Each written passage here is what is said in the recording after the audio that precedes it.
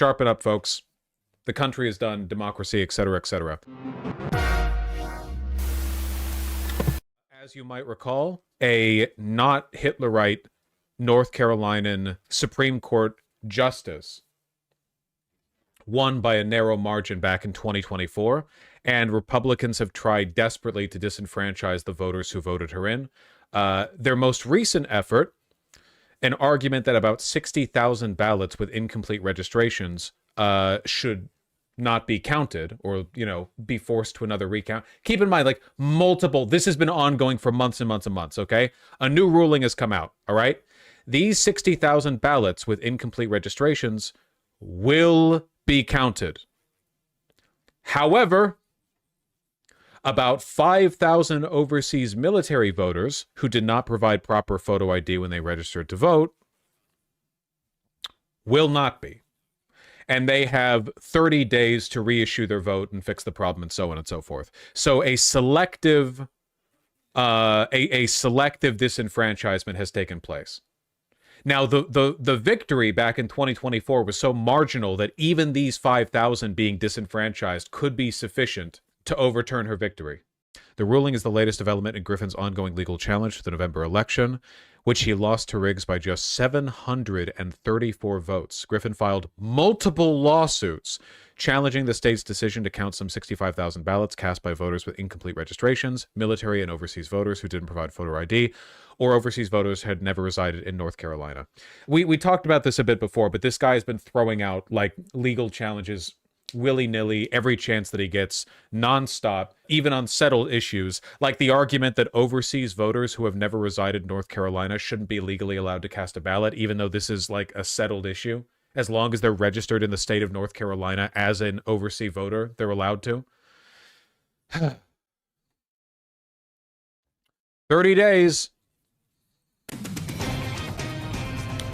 We have some breaking news to get to now for the North Carolina State Supreme Court race. The state Supreme Court hands a partial victory to Republican Judge Jefferson Griffin. The court ruled votes from military and overseas have 30 days to prove eligibility. But the court also ruled that thousands of ballots... Can someone explain how someone who's never lived in North Carolina could be registered to vote there? Yeah, children of soldiers who live overseas, who are U.S. citizens, because they're born to U.S. citizens overseas, but have never actually resided in America. That's the most common case. So, like, they are American citizens.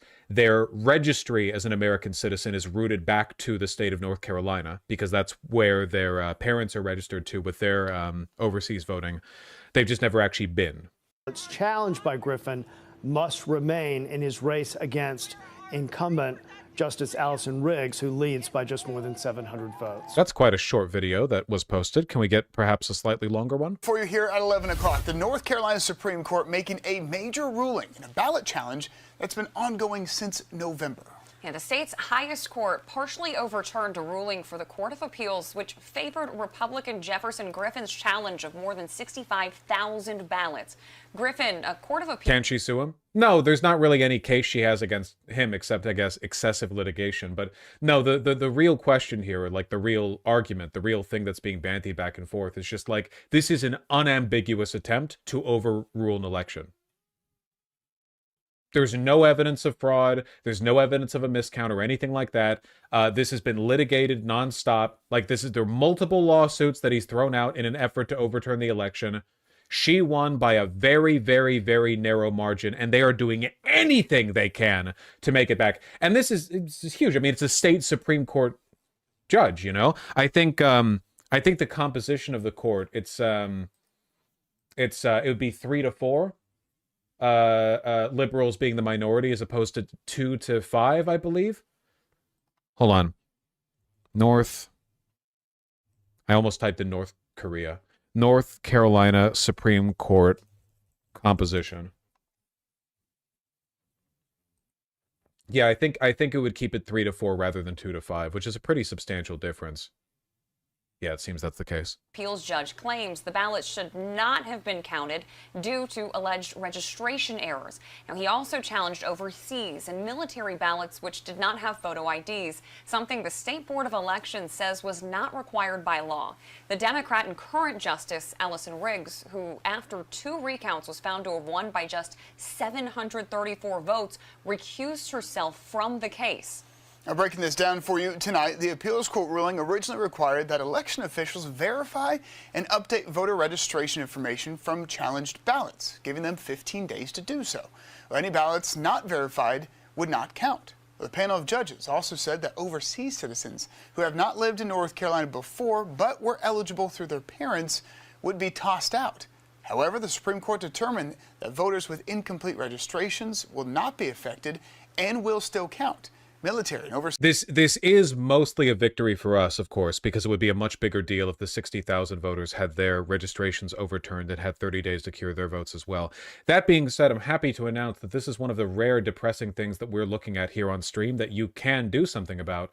My understanding is that tomorrow, and possibly days in addition to tomorrow, after tomorrow, Progressive Victory is going to be calling voters directly to encourage them to cure their votes. And because we're dealing with a relatively small number of people, it is logistically possible that the Progressive Victory could get like every person.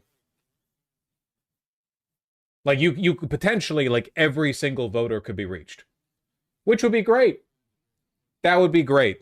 It would be nice if we didn't lose this. It would be such a boost to them if they managed to overturn a fair election just because they could. Overseas absentee voters whose ballots are being challenged will be given 30 days to provide photo IDs or photo ID exemption forms in order to count. Overseas voters who have not lived in North Carolina would still see their ballots not counted. Well, it is possible that the case could still move to federal court, but so far there's no word yet on if either side are filing motions. In the meantime, the State Board of Elections issuing a statement saying in part, quote, State Board of Election staff are continuing to review the effect of these decisions and at the appropriate time will provide instructions for... Aren't military people more likely to vote Republican? Possibly, I couldn't say. But think of it this way. It's up to 5,000 people to cure their votes, and we don't do anything about it. Don't you think they're going to get only the Republicans who are eligible to cure their votes to cure their votes? It's like 5,000 people that you can access. The Republicans are going to be like, oh shit, you know, let's contact everyone on the right-wing email registries. All the people who are, all the people who are on our side and not the other people, right? Like, let's make sure that the people who we know are on our side cure their votes, the other side doesn't. That's the whole point. It's about reopening the field of battle.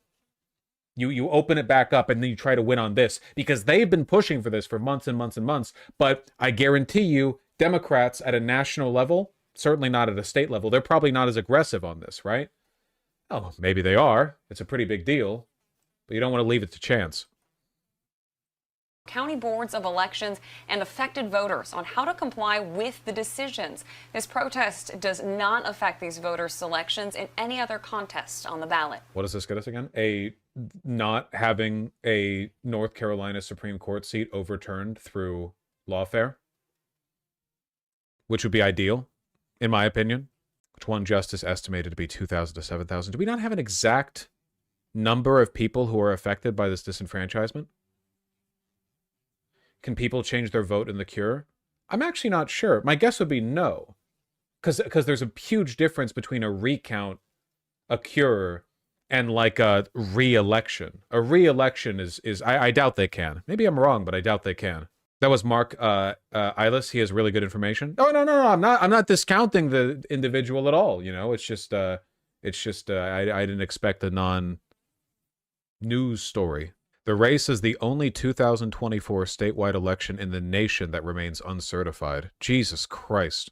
We're going to have to be ever more vigilant, especially given the fact that SAVE Act style voter disenfranchisement is being applied at a state level in some areas. And hell, you know, the way things are going right now, who the knows? Maybe they're going to pass it at a federal level. Maybe Chuck Schumer is going to get a last second call from, I don't know, from AIPAC or whatever. And they're going to be like, well, actually, it's really good for Israel if women can't vote. I don't know. We're going to need to be like ever more vigilant and promoting people's. We can't let the disenfranchisement succeed in tandem with apathy.